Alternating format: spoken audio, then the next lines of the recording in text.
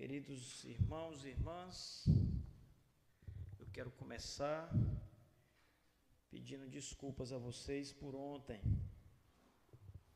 Ontem nós tivemos um percalço para chegar aqui e eu até achei que não vinha mais, porque as coisas mudaram muito, meu voo foi cancelado e o Charles teve uma ideia aí em cima da hora. E, enfim, uma longa história, né? Mas pela providência de Deus, eu estou aqui hoje e eu louvo a Deus por estar aqui, né? Por estar nessa igreja abençoada. Conheci o pastor Charles pessoalmente em maio, em Belém, já nos conhecíamos ali, ele é aluno do seminário, mas a providência nos fez ali esse encontro presencial apenas em Belém, e ali nós mantivemos ali uma boa amizade e pela graça de Deus estamos aqui hoje. Olha, vocês escolheram um tema maravilhoso para tratar, que é o tema da igreja, da eclesiologia.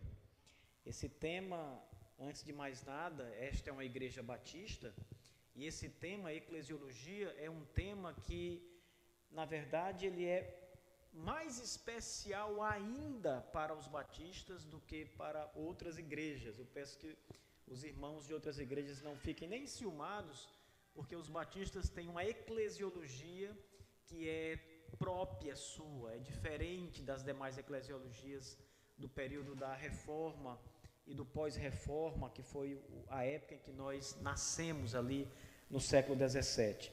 Na verdade, o que nos distingue das outras denominações é a nossa eclesiologia. Nós somos uma igreja batista porque temos uma eclesiologia totalmente distinta das outras igrejas. Nós temos um ponto de vista em relação ao que é ser igreja e a prática de uma igreja que as outras igrejas não têm. Elas pensam diferente de nós. Elas não deixam de ser igrejas fiéis, igrejas de Cristo por causa disso. São igrejas, são nossos irmãos e irmãs em Cristo Jesus que nós amamos. Eles não são menos salvos do que os batistas, nós apenas temos uma diferença no entendimento do que é uma eclesiologia. E é claro, nós pensamos que estamos corretos nisso, por isso somos batistas. Essa noite, meus irmãos, vamos tratar sobre o tema da beleza da igreja evidenciada na fidelidade ao Evangelho. Antes de ler a passagem que eu tenho em mente, eu gostaria de começar lembrando aos irmãos que a nossa ideia de beleza, quando pensamos na igreja, ela é diferente da ideia de beleza de um modo geral que nós temos no mundo, no dia a dia. Quando eu cheguei aqui, e eu vi aqui a frente da igreja, a fachada, eu achei realmente uma igreja muito bonita, uma fachada muito bonita, né? Tem muitas coisas que me chamaram a atenção quando eu já estava entrando ali. Mas a beleza de uma igreja, ela não reside no prédio da igreja. Tem muita gente que escolhe uma igreja porque ele passa e diz, olha, que igreja legal. Ele só está vendo a fachada da igreja, ele só está vendo a placa da igreja, a porta da igreja. E ele olha e diz, olha que igreja legal, nós vamos congregar agora naquela igreja. Ele nunca entrou na igreja, ele nunca viu as pessoas na igreja, ele nunca ouviu uma pregação na igreja, mas ele viu a fachada da igreja. Mas a beleza da igreja não reside no prédio da igreja, não está na fachada da igreja. A beleza não está nas estruturas de ferro, no concreto, no vidro, na madeira. Essas coisas não evidenciam a beleza de uma igreja, irmãos. É claro que essas coisas apontam para algum tipo de beleza, uma beleza exterior, uma beleza secundária, uma beleza menor. Existe alguma beleza nisso? Nós, como cristãos, precisamos ter bom gosto. Hoje, o Charles me levou ali para almoçar num lugar muito lindo, e eu estava falando com a nossa irmã Rúbia, que eu gosto muito essas coisas que são feitas de madeira, sabe? Eu até falei, irmão, eu sou meio rústico mesmo, então, casa de madeira, o assoalho de madeira, pedra, essas coisas mais... Eu gosto muito disso. Então há uma beleza de fato nessas coisas, irmãos, mas é uma beleza menor, superficial. Elas, quando a gente pensa na igreja, essas coisas não exibem a beleza de uma igreja verdadeira. A beleza da igreja também não está na aparência da sua membresia. Vocês já devem estar cansados de ouvir que igreja não é o prédio, igreja são as pessoas. E vocês são pessoas muito lindas, vocês são pessoas muito bonitas, mas a beleza da igreja não está na aparência física dos membros da igreja. Alguns membros realmente podem exibir uma beleza física incrível. Talvez algumas mulheres do sul tenham sido Miss Brasil, né? Porque tem uma grande beleza, de fato. Mas a beleza da igreja não reside na aparência física da igreja, da membresia.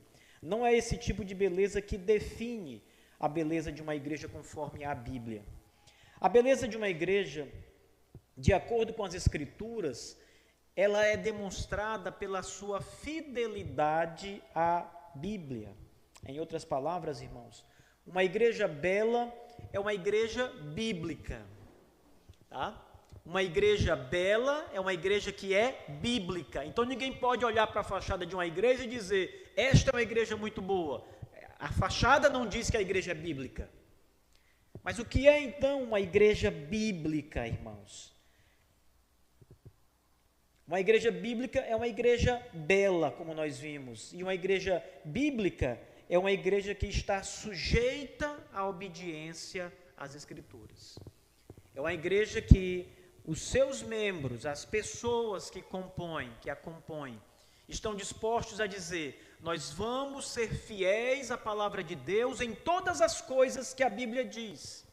Nós estamos prontos a obedecer à voz do Senhor, porque Ele fala pelas Escrituras, e nós vamos viver a palavra de Deus, ouvir a palavra de Deus, nos sujeitar às Escrituras em todas as coisas. Não é fácil. Não pense que é fácil. Veja, é uma sujeição. É você dizer que a sua vida, ela é dirigida, você é servo, você é igreja, e a sua vida é dirigida pela palavra. Veja, irmãos, não é fácil. Está disposto a sujeitar-se às Escrituras, a dizer, eu vou viver conforme a palavra. Não é fácil, mas aí reside a beleza da igreja, quando ela está sujeita às Escrituras sagradas. Há muitas maneiras de se observar a fidelidade de uma igreja nas Escrituras. Uma igreja fiel, por exemplo, ela se congrega para a adoração comunitária. Então, os membros se juntam no dia do Senhor, no domingo, para juntos, como um só corpo, adorar a Deus, a Jesus Cristo, o nosso Salvador. Uma igreja bela se reúne conforme as Escrituras. Os crentes se juntam no dia do Senhor para se fortalecerem mutuamente. Quando estão juntos, estão fortes. E eles desfrutam de comunhão e adoram a Jesus, o nosso Salvador. Na carta aos Hebreus, no capítulo 10, versos 24 e 25, está escrito, atentem para a Bíblia, diz assim, e consideremos-nos uns aos outros para nos estimularmos ao amor e às boas obras, não abandonando a nossa assembleia, como é costume de alguns, antes exortando-nos uns aos outros, tanto mais à medida que vedes que aquele dia se aproxima. Então, o autor da carta aos Hebreus, amados, ele está dizendo que era costume de algumas pessoas não se reunir, não se congregar, mas não é este o costume da igreja, ele diz. A igreja se reúne em assembleia, irmãos, não abandonando a nossa assembleia. Quando um crente não vem aos cultos no dia do Senhor, quando ele não está disposto a se unir aos seus irmãos para servir a Deus, para adorar, para ser um só corpo em adoração a Deus, ele demonstra, irmãos, que não está em sintonia, que não entendeu o Evangelho, talvez não seja crente, talvez não tenha um coração regenerado.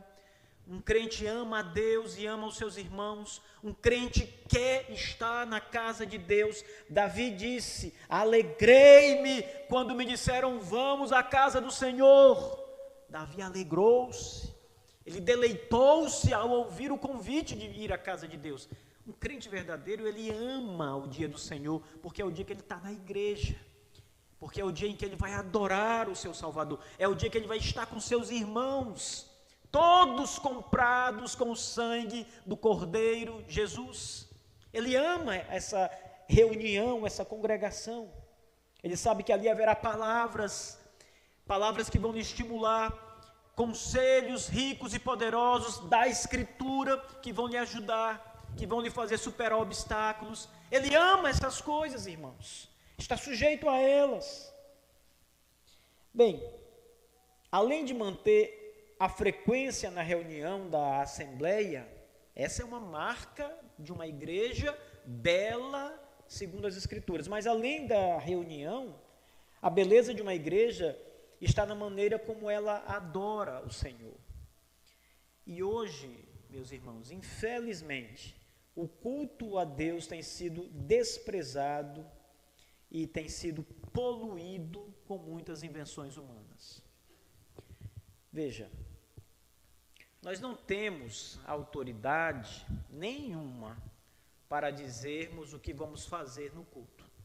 Nem o pastor Charles, que é o pastor da igreja, e nem ninguém, nem a diretoria da igreja, nem os seus presbíteros, seus diáconos, ninguém recebeu autoridade para dizer, o culto hoje vai ter isso, mais isso e mais isso. Não. Se você macula o culto a Deus, introduzido no culto a Deus, aquilo que Deus não ordenou em sua palavra, aí você não tem beleza nenhuma. A beleza da igreja está quando ela cultua a Deus conforme Deus ordenou. Você sabe, irmãos, pode parecer estranho, mas você pode fazer o maior espetáculo da terra. Você pode fazer um culto assim com toda dedicação e amor. E um culto que é um espetáculo verdadeiro, lindo. Qualquer pessoa vai olhar e dizer, olha, que coisa linda. Mas sabe, Deus não recebe isso. A Bíblia diz, na verdade, que Deus abomina isso, porque não é conforme a sua palavra, não é o que ele mandou, não é o que ele pediu, ordenou. Deus disse, eu quero ser adorado pelo meu povo, e ele diz como quer ser adorado pelo seu povo. Então nós não podemos inventar, nós não podemos acrescentar, não podemos tirar nada do culto a Deus. A beleza da igreja está na forma como ela adora a Deus no culto. Quando os crentes não se importam com o culto a Deus, eles estão mostrando um desprezo pecaminoso pelo Senhor. Muita gente vem para a igreja, vamos pensar num culto bíblico, que está exatamente conforme as Escrituras Sagradas. É um culto simples, é um culto que não tem tantos atrativos aos olhos, mas para Deus é importante. Então a pessoa está sentada e ela diz, olha, eu achei esse culto sem graça, tão simples, sabe? A outra igreja que eu fui, o negócio era mais agitado, o coração batia mais rápido, a gente suava, sentava, levantava, pulava, dançava, levantava as mãos. Aqui todo mundo parece que está paralisado. Irmãos, o que importa é adorar a Deus conforme a sua palavra.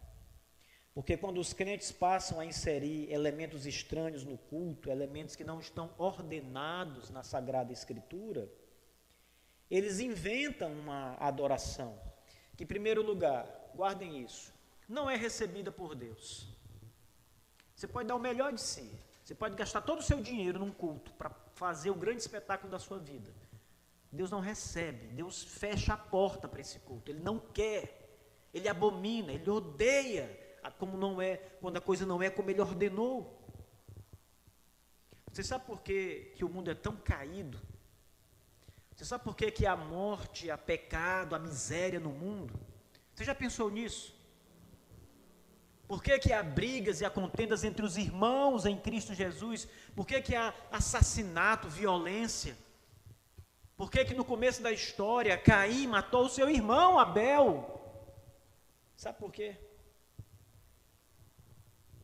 Porque um fruto foi comido. Qual é o mal em comer um fruto? Não importa que fruto foi.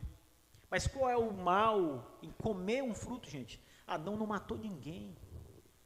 Adão não blasfemou contra Deus. Ele comeu um fruto. O mal não está em comer o fruto. O mal está em desobedecer. Veja, essa desobediência, tão simples aparentemente, trouxe toda a desgraça à humanidade. Você vai morrer. Um dia você vai morrer. E a causa é o fruto. É aquele pecado lá. Aquele pecado da desobediência de Adão fez com que Deus imputasse a sua alma à morte. E você vai morrer. Por causa do fruto. Por causa da desobediência.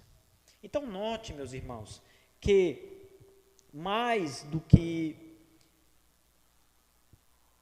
o que foi feito, o grande problema está em desobedecer a Deus.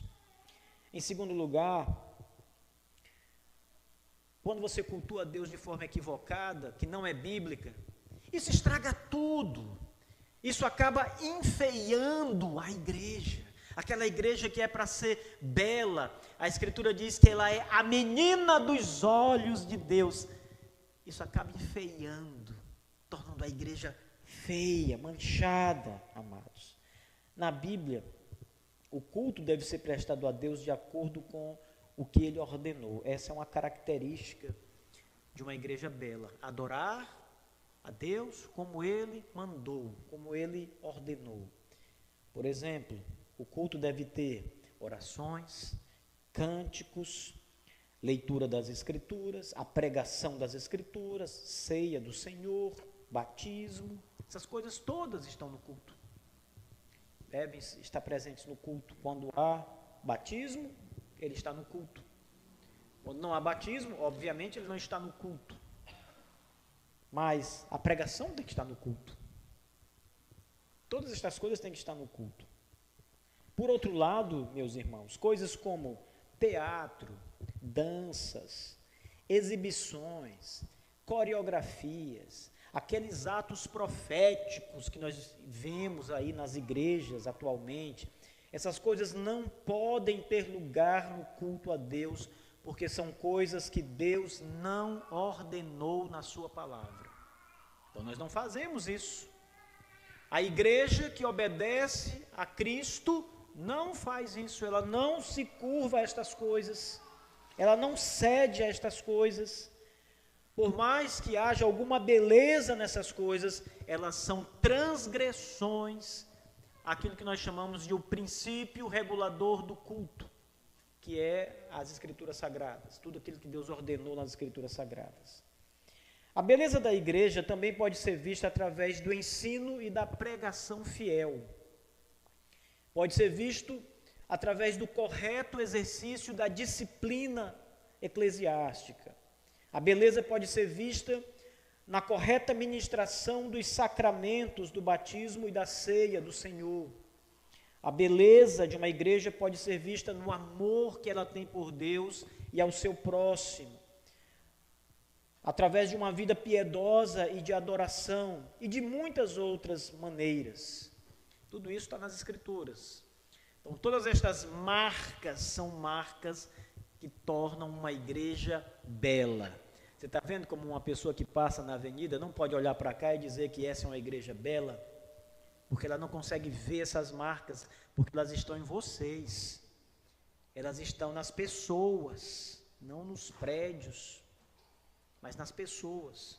Um dos nossos pais batistas do passado, chamado Benjamin Kitt, ele escreveu um livro, que está traduzido em português, é um livro muito conhecido, e é um manual de eclesiologia das igrejas batistas reformadas. A glória de uma igreja verdadeira. Tem 2 edições em português, 2 editoras publicaram esse livro quase que simultaneamente. Então vocês depois adquirem esse material se já não tiverem. E ali Benjamin Kitt, que foi um dos pastores batistas daqueles dias, zelosos por Deus, ele começa a ensinar à igreja o que é uma igreja verdadeira e a beleza que há nesta igreja verdadeira. Aquele livro é um manual excelente para nós começarmos a pensar sobre isso. Mas hoje eu quero mostrar para vocês rapidamente uma das marcas que mais exibem a beleza de uma igreja verdadeira. Eu mostrei algumas marcas para vocês, algumas que não são e outras que são uma marca autêntica. Mas eu quero mostrar uma em particular hoje, meus irmãos, por isso abram comigo a Bíblia no Evangelho de João, capítulo 3.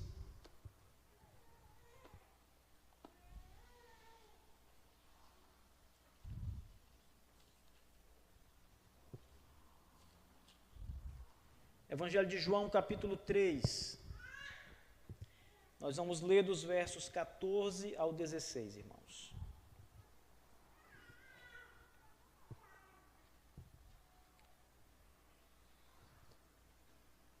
Diz assim a palavra do Senhor. E como Moisés levantou a serpente no deserto, assim importa que o Filho do Homem seja levantado, para que todo o que nele crê não pereça, mas tenha a vida eterna. Porque Deus amou o mundo de tal maneira que ele deu o seu Filho unigênito, para que todo o que nele crê não pereça, mas tenha a vida eterna. Amém. Veja, essa passagem é muito conhecida, não é? Eu creio que todos os crentes, assim que são tocados pelo Evangelho, pelo poder do Espírito de Deus, essa passagem de alguma forma chega até eles. Alguém cita essa passagem e eles gravam essa passagem, porque Deus amou o mundo de tal maneira que deu o seu Filho unigênito. Essa passagem é muito usada pelos pregadores arminianos para mostrar que Deus enviou o seu Filho Jesus para salvar todas as pessoas da terra. Jesus foi enviado ao mundo para salvar todos os homens e mulheres, todo ser humano que vem a esse planeta, de maneira que essa passagem ela é realmente bastante conhecida. E eu quero tirar uma marca da igreja verdadeira nesta passagem. A marca da igreja verdadeira nesta passagem, irmãos, é conhecer, entender o que é o Evangelho. O Evangelho, nas Escrituras, é uma boa notícia.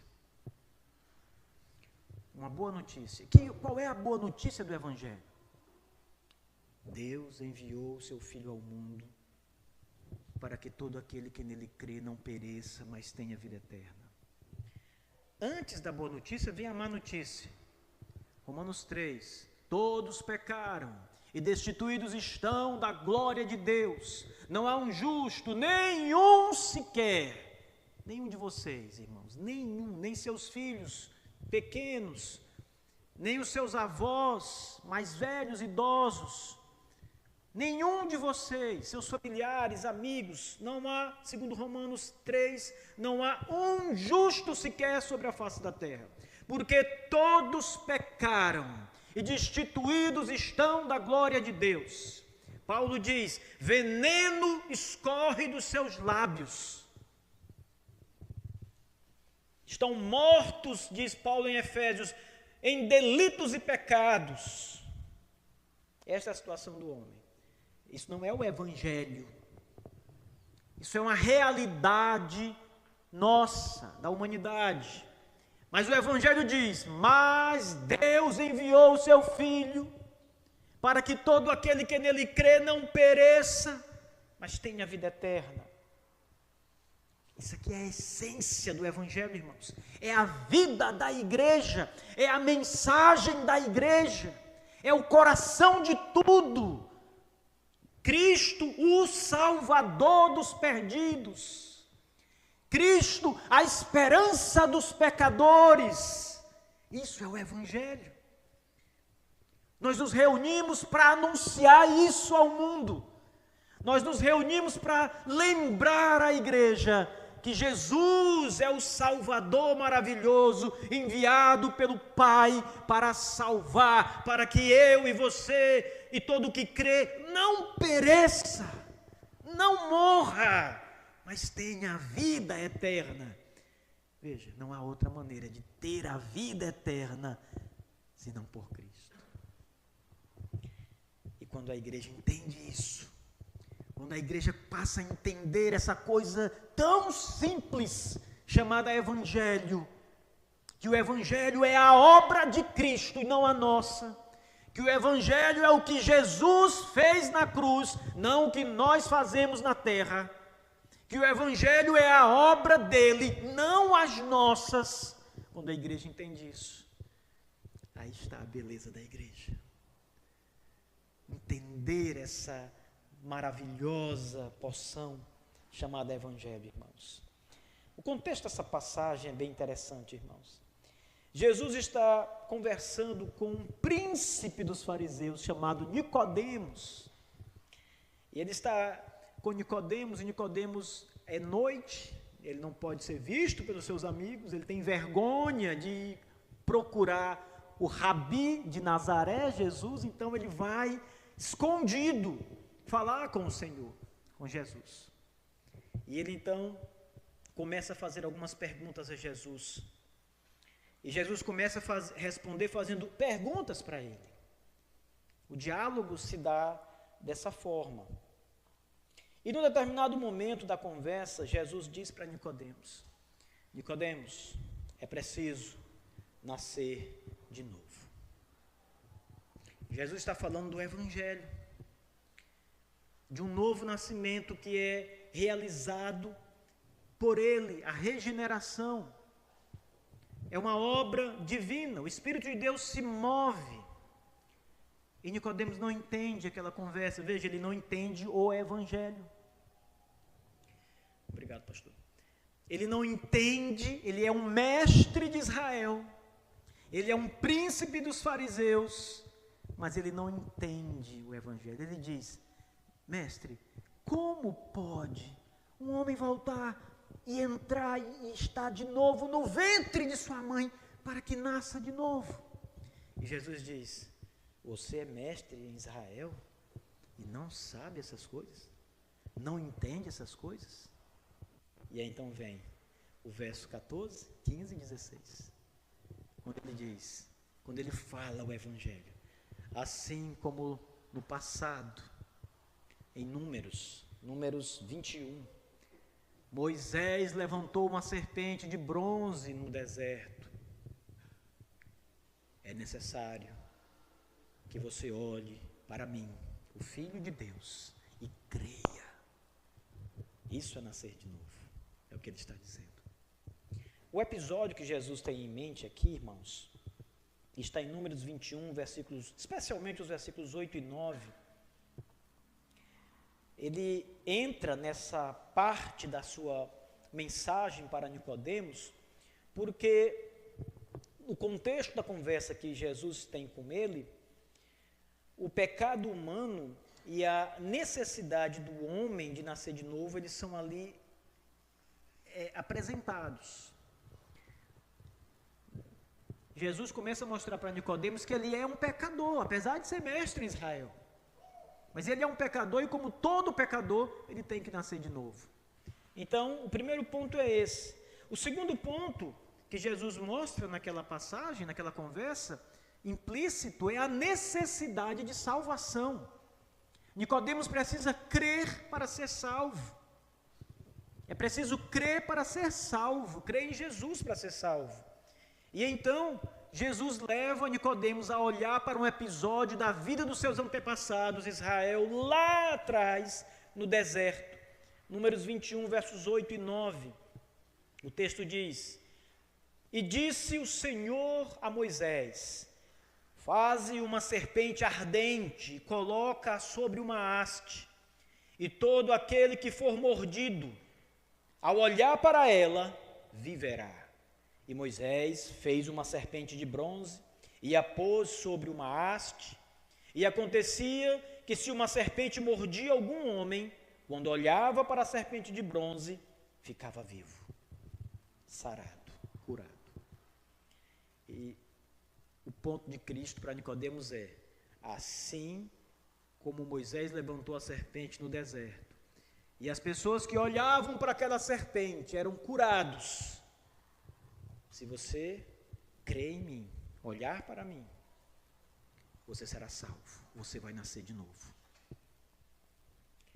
Eu fico pensando, pastor, naqueles dias do passado de Moisés, quando Moisés reuniu o povo doente, muitas serpentes apareceram no deserto, mordiam as pessoas e elas estavam morrendo ali. O contexto aqui de Números 21, se você for ler com cuidado, você vai ver que muitas almas são perdidas em Israel, mortas pelas picadas das serpentes, muitas. E outras estavam caindo adoentadas para morrer. E havia um verdadeiro desespero no arraial de Israel. O que faremos? Todos vamos morrer. São muitas serpentes. Em todo lugar aparece uma serpente. Você está deitado na sua casa, ali na sua tenda, e uma serpente surge e pica, e você morre, adoece, de maneira que estava desesperadora aquela história. Aí Moisés chega para aquelas pessoas, já tendo ouvido a palavra do Senhor, com uma serpente de bronze, e ele reúne ali as pessoas, os príncipes de Israel, as famílias, e diz: olha, vocês estão vendo esta serpente de bronze? Se vocês olharem para ela, vocês vão ficar curados.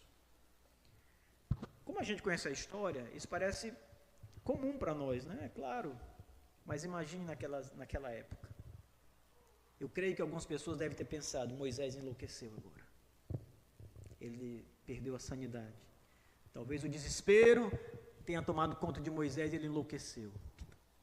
As serpentes estão nos matando. E ele faz uma serpente de bronze e diz para olharmos para ela. Aquela serpente, irmãos, ela apontava para o Evangelho. Aquela serpente era apenas para que eles confiassem na palavra que o Senhor disse a Moisés, crescem que seriam curados se olhassem para a serpente de bronze. Aquilo que os estava matando, agora ia curar.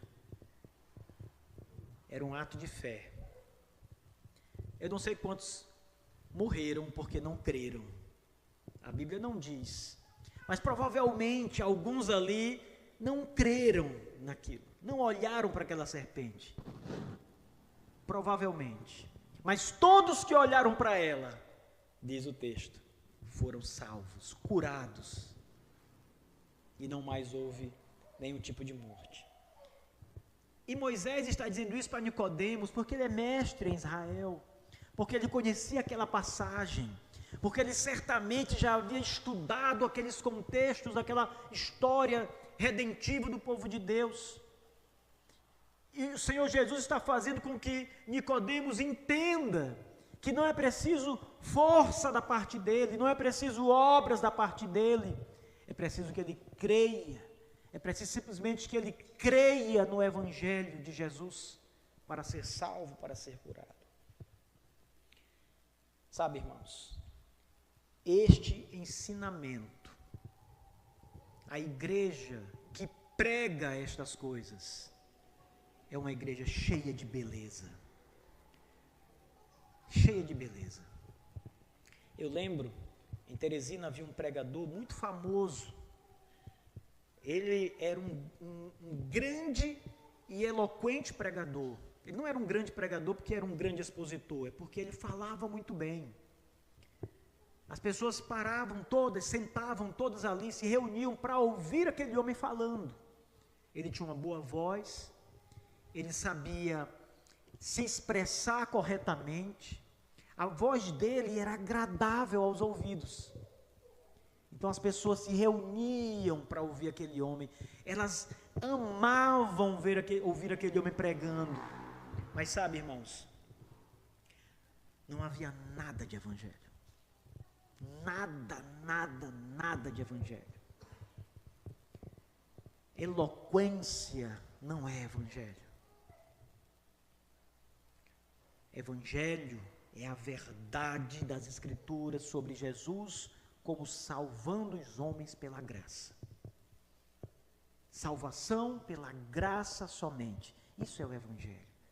E uma igreja que entende, que tem consciência disso, e que prega isso, tanto do púlpito, quanto vocês, boca a boca, quando estão evangelizando, falando de Cristo para alguém. Isso é a beleza do evangelho. Hoje, infelizmente, nós encontramos todo tipo de igreja, eu vou colocar aspas aqui, maiúsculas se existir. Muitos tipos de igrejas, irmãos, que não trazem essa mensagem. O evangelho é curar uma doença, o evangelho é trazer riqueza, o evangelho é fazer você se sentir bem. Então aquele pregador de Teresina era um grande evangelista, se isso fosse verdade.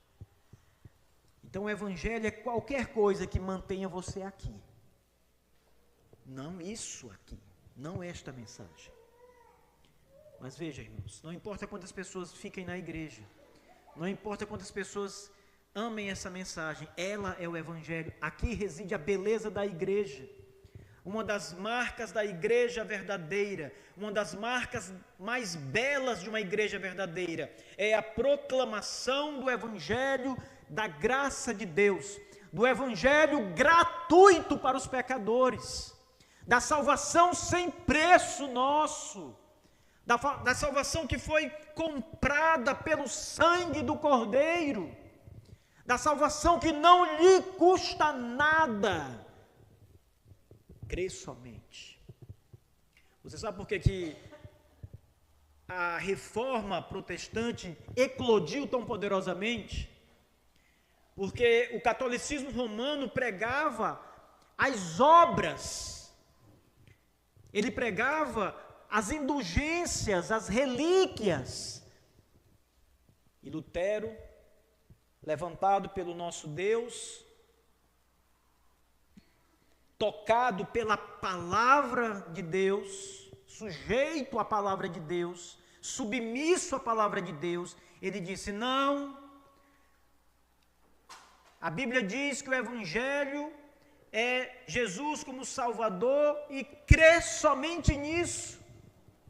Não há obras no evangelho da nossa parte, a obra é de Cristo. Crê somente, confie somente. Isso é o evangelho. Quando Lutero foi colocado na dieta de Worms para reconhecer seus escritos, todos evangélicos, verdadeiramente evangélicos, todos falando sobre salvação pela fé e contra as indulgências papais, o inquisidor de Lutero disse: estes livros são seus, você os reconhece como seus? E Lutero pediu um dia para pensar.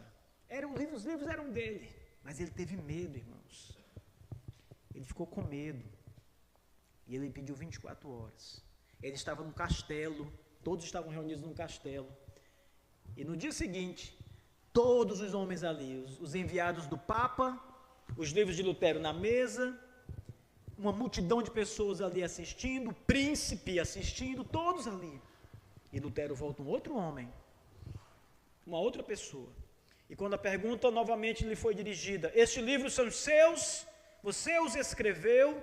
E ele disse: são meus, eu os escrevi. E você nega estes livros, estas coisas que você ensinou, heresias? E ele disse: não nego, a menos que alguém me convença pelas escrituras sagradas. Não nego, porque é perigoso um homem ir contra a sua própria consciência. Irmãos, você sabe por que Lutero não negou? Porque ele estava sujeito à palavra. Ele disse: se alguém provar pela Bíblia, não quero ver o Papa, os arcebispos e cardeais, eu quero ver as escrituras dizendo que eu estou errado, equivocado. Provem na Bíblia e eu nego, mas se não provarem, não nego. Ele estava sujeito à palavra. Assim, igreja, sujeitemo-nos ao que a Bíblia ensina sobre o Evangelho da graça de Deus em Cristo Jesus. Esta igreja e toda igreja legítima prega a salvação pela graça somente. Prega que Jesus é o Salvador e não são obras, não é qualquer outra coisa que importa, mas o que o nosso Salvador fez na cruz. Isso é o Evangelho, e aqui está a beleza de uma igreja verdadeira. O Evangelho. Que Deus abençoe os irmãos.